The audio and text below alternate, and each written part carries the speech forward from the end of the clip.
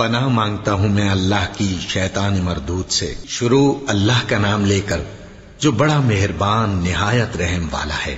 پیغمبر صلی اللہ علیہ وآلہ وسلم نے تیوری چڑھائی اور منہ پھیر لیا کہ ان کے پاس ایک نابینا آیا، اور تم کو کیا خبر، شاید وہ پاکیزگی حاصل کرتا یا وہ سمجھ جاتا تو تمہارا سمجھانا اسے فائدہ دیتا۔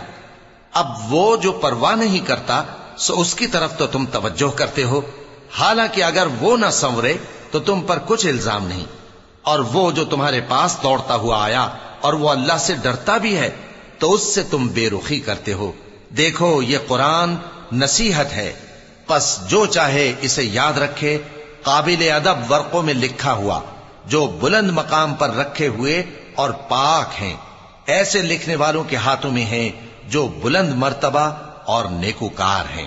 انسان مارا جائے، یہ کیسا ناشکرا ہے، اسے اللہ نے کس چیز سے بنایا؟ نطفے سے بنایا، پھر اس کا اندازہ مقرر کیا، پھر اس کے لیے رستہ آسان کر دیا، پھر اس کو موت دی سو اسے قبر میں پہنچایا، پھر وہ جب چاہے گا اسے اٹھا کھڑا کرے گا۔ کچھ شک نہیں کہ اللہ نے اسے جو حکم دیا اس نے اس پر عمل نہ کیا۔ تو انسان کو چاہیے کہ اپنے کھانے کی طرف نظر کرے۔ بے شک ہم ہی نے پانی برسایا، پھر ہم ہی نے زمین کو اچھی طرح پھاڑا، پھر ہم ہی نے اس میں اناج اگایا اور انگور اور ترکاری اور زیتون اور کھجوریں اور گھنے گھنے باغ اور میوے اور چارہ، یہ سب کچھ تمہارے اور تمہارے مویشیوں کے لیے بنا۔ تو جب کانوں کو پھاڑنے والی آواز آئے گی اس دن آدمی اپنے بھائی سے دور بھاگے گا، اور اپنی ماں اور اپنے باپ سے اور اپنی بیوی اور اپنے بیٹوں سے بھی۔